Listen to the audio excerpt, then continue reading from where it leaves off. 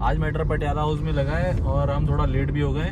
मैं निकल चुका हूँ यहाँ से, बस पहुँचने वाला हूँ, लेकिन मुझे डर है कहीं आज मेरा आइटम नंबर निकल ना जाए, जिससे आप डेट ना दे दें इसके अंदर। मैं थोड़ा तेज़ चलाने की कोशिश कर रहा हूँ, लेकिन आज जाम बहुत ज़्यादा है। धूप निकली हुई है, दिन तो बहुत सनी है, अच्छा लग रहा है, लेकिन बस मैं डर इसी बात का है कि कहीं मैं लेट ना हो जाऊँ। आज मैंने प्रिपरेशन तो पूरी कर रखी है, बस मैं पहुँचने वाला हूँ। यार ये जाम भी तो सुबह के टाइम में इतना ज़्यादा लगता है ना इस रूट के ऊपर, कुछ कह नहीं सकते इसका। Hey guys, welcome back to our new vlog. Guys बहुत बहुत स्वागत है आपका हमारे चैनल अटर्नी एट लॉ के अंदर। गाइस आज का जो व्लॉग है वो हमने पटियाला हाउस कोर्ट के अंदर शूट करा है और ये बहुत ही जबरदस्त और बहुत ही मजेदार व्लॉग बना है। इसके अंदर आपको सीखने के लिए भी बहुत कुछ मिलेगा और आज मैं आपको पूरा पटियाला हाउस का टूर देने वाला हूँ। यहाँ पर चैम्बर किस तरीके से बने हुए हैं और ये कितने टाइम पुराना बना हुआ है, आज आप देखेंगे तो आपको मजा आ जाएगा, क्योंकि ये ब्रिटिश एरा के टाइम पर ये कोर्ट स्टैब्लिश हुआ था और आज भी यहाँ पर एक कोर्ट है। दिल्ली का जो सेंट्रल दिल्ली है उसका जो कोर्ट है वो यहीं पर ही स्टैब्लिश है।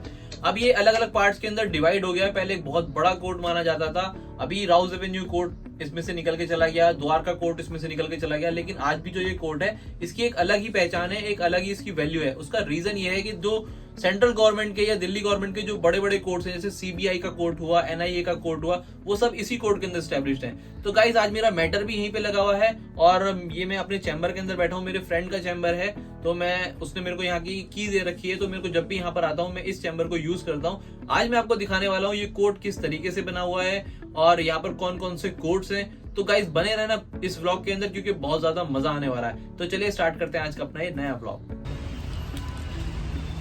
सर आपकी फाइल तो ले लीजिए। Thank you. ओके।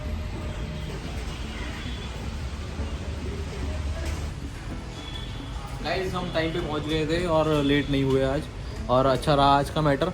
हमारा जो आइटम नंबर था वो 30 था, तो इस वजह से हमारा रह गया आज। हम नहीं तो लेट हो जाते तो डेट लग जाती, और बहुत इंपॉर्टेंट मैटर था, तो सब कुछ अच्छा रहा। तो चलिए आइए अब चलते हैं, एक बार पटियाला हाउस का पूरा टूर लेते हैं और देखते हैं कैसा है हमारा पटियाला हाउस कोर्ट। गाइस देखो, ये जो है ना, ये है हमारा पटियाला हाउस कोर्ट। ये महाराजा पटियाला का पैलेस था। हर कोर्ट के अंदर इस तरीके से ना एक कैंटीन टाइप बनी होती है, जहाँ पर आपको लॉ की बुक्स भी मिल सकती हैं और आपको खाने पीने का सामान भी मिल जाता है। जैसे कि आपको चाय चाहिए, पकोड़े चाहिए, तो यहाँ पे बहुत अच्छा ये स्टॉल लगा रहता है, तो एक अच्छा भी रहता है, मज़ा भी आता है। यहाँ पर आप खा पी भी सकते हैं। लंच टाइम होता है, क्लाइंट्स आते हैं वो भी खाते हैं, एडवोकेट्स आते हैं वो भी खाते हैं, तो बहुत अच्छा माहौल रहता है यहाँ पर।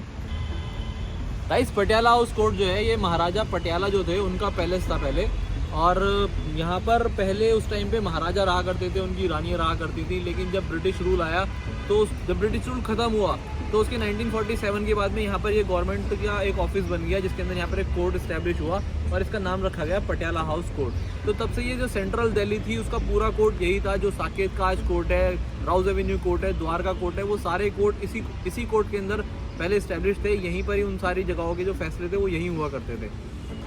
गाइस जब भी हम किसी कोर्ट के अंदर आते हैं ना, तो हमें सबसे ज़्यादा दिक्कत होती है कि हमारे जो जज साहब हैं उनका रूम कौन सा है। तो जब भी आप किसी कोर्ट के अंदर आते हैं तो आपको एक बोर्ड नज़र आएगा जिसके अंदर जज साहब का नाम और कमरा नंबर लिखा होगा। इस तरीके का कुछ बोर्ड होगा वो।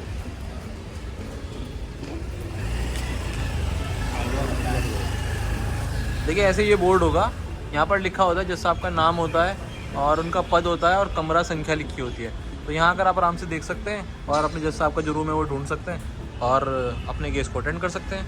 देखिए कितना इजी होता है। इस पटियाला कोर्ट को देखो, पूरा महल है ये, और देखो छज्जे बने हुए हैं और अंदर जो रूम्स हैं वो बहुत बड़े बड़े रूम्स बने हुए हैं। यहाँ से ये जज साहब की एंट्री होती है और ये देखो कितना प्यारा बना हुआ है। इस डेकोरेशन देखो कितनी प्यारी कर रखी है, कितनी ग्रीनरी कर रखी है। ये एंट्रेंस है बिल्कुल यहाँ से, जब हम यहाँ से चेकिंग करके एंट्रेंस से अंदर आते हैं तो देखिए कितना ब्यूटीफुल बना रखा है, बहुत ही प्यारा बना रखा है। यार क्या होता है ना, क्लाइंट ना एडवोकेट की फीस अफोर्ड नहीं कर पाता, तो उसके लिए भी गवर्नमेंट ने सोच रखा है। हर कोर्ट के अंदर आपको ना एक डीएलएसए की बिल्डिंग नज़र आएगी, वहाँ जाकर आप अपने लिए एक गवर्नमेंट का एडवोकेट हायर कर सकते हैं।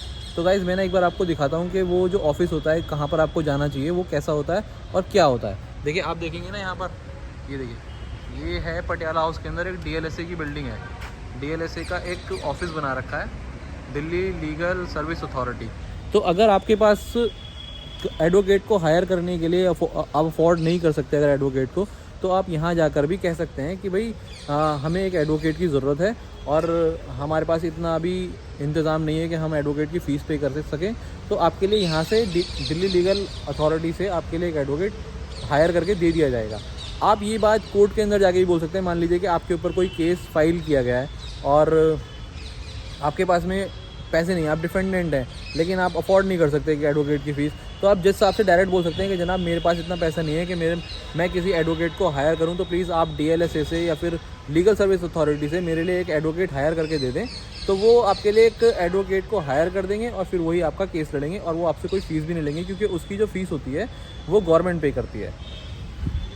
गाइस अब ना मैं आपको लेकर चलता हूँ और दिखाता हूँ यहाँ पर चैम्बर किस तरीके से बने हुए हैं। यहाँ पे छोटे चैम्बर्स भी हैं, बड़े चैम्बर्स भी हैं, चैम्बर के ऊपर चैम्बर भी है। तो चलिए आइए देखते हैं चैम्बर कैसे बने हुए हैं यहाँ पर। एक ना सबसे बड़ी मुश्किल यहाँ पर ये आती है कि आपको ना पटियाला हाउस के अंदर चैम्बर ढूंढने में बहुत ज़्यादा दिक्कत होगी। जब भी आप पटियाला हाउस के अंदर आएंगे, कोई नंबर कहीं लिखा हुआ है, कोई नंबर कहीं लिखा हुआ है। जो आते जाते रहते हैं वो तो ढूंढ लेते हैं, लेकिन जो नया बंदा आता है ना, वो चैम्बर तो इतनी आसानी से नहीं ढूंढ सकता।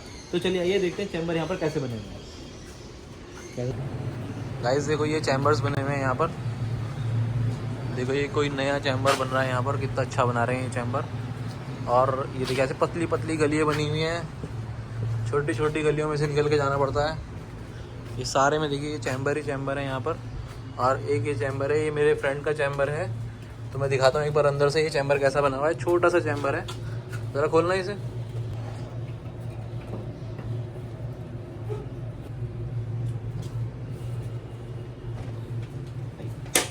गाइस देखिए चैम्बर है, लाइट जलाइए ज़रा इसकी।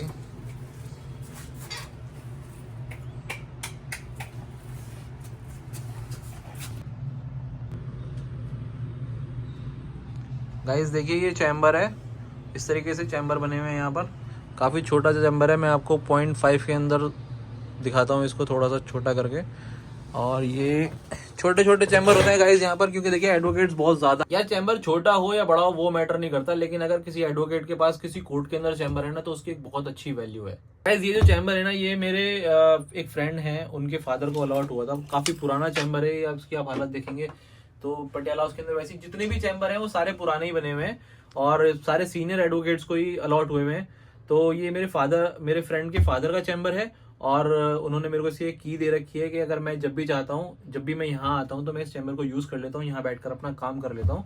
तो गाइज यहाँ पर ना सीट्स भी अलॉट की गई हैं कुछ एडवोकेट्स को, लेकिन वो भी पुराने एडवोकेट्स को अलॉट हुई हुई हैं। तो एक बार हम सीट की तरफ भी चलते हैं और देखते हैं कि सीट्स किस तरीके से हैं यहाँ पर।